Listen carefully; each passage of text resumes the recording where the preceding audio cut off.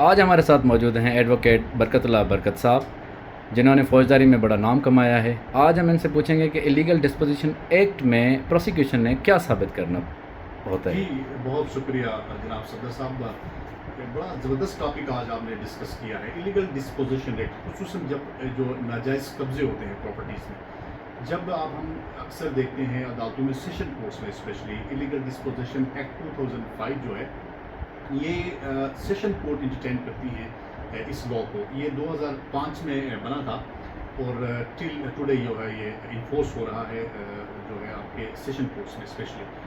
ہمیشہ ہم دیکھتے ہیں کہ لوگ کہتے ہیں میرے پلاٹ میں قبضہ ہوا، میری لینڈ پہ قبضہ ہوا، میرا پلازا جو ہے وہ کسی نے ایلیگلی آکوپائی کیا ہوا ہے اور میرے گھر میں ناجائز قبضہ کیا جبکہ گھر میرے نام ہے۔ تو جیسے ابھی آپ نے صدر صاحب نے کہا ہے کہ ایلیگل ڈسپوزیشن ایکٹ کی اگر سیکشن 3 دیکھیں، 3(1) میں یہ بتایا گیا ہے کہ کوئی بھی شخص ایلیگلی کسی پراپرٹی کو آکوپائی نہیں کر سکتا، یعنی اسے گریب نہیں کر سکتا ہے۔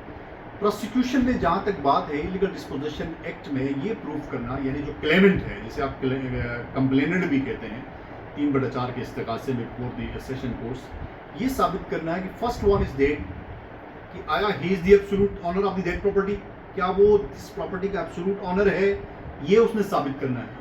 وہ یعنی کوئی ڈاکومنٹ پروڈیوس کرے گا، کوئی فرق پیش کرے گا، کوئی جمع بندی میں اپنا ریکارڈ شو کرے گا، کوئی جو الاٹمنٹ لیٹر شو کرے گا، کوئی پوزیشن لیٹر شو کرے گا، کوئی این او سی سرٹیفکیٹ جاری ہوا ہوا جو اس کے نام، کوئی بل پیش کرے گا، گیس کا بل پیش کرے گا، بجلی کا بل پیش کرے گا، اس کے اوپر اپنی جو پوزیشن ہے اس کو پروف کرے گا۔ فرسٹ ون از دیٹ کہ وہ یہ ثابت کرے کہ اس شخص کو جو کہ ایبسولوٹ آنر ہے اس پراپرٹی کا، انلیگلی ڈسپوزس کیا گیا وہاں سے کسی جو لینڈ گریبر ہے اس کے تھرو، یعنی اس نے اسے غیر قانونی طور پر ڈسپوزس کر کے انلیگلی اس پراپرٹی میں آکوپائی ہو گیا۔ سیکنڈ ون یہ ہے کہ اس نے یہ ثابت کرنا ہے کہ کیا وہ ایبسولوٹ آنر ہے، he is the actual owner of that property, کہ کیا وہ اس پراپرٹی کا ایکچوئل آنر ہے جو کلیمنٹ ہے بیفور دی کورٹ۔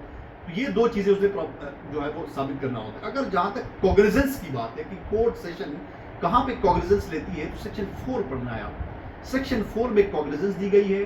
سیکشن 3(1) میں جو ہے انلیگل جو آکوپائر ہے اس کی سچویشن کو، اس کی سٹیٹس کو بیان کیا گیا ہے، یعنی وہ کہتا ہے illegal prevention of illegal possession of the property. No one shall be allowed or enter into upon any property, dispossess, grave or control over their property without having any legal authority to do so or with intention to grave or dispossess the owner, the actual owner or absolute owner of the property.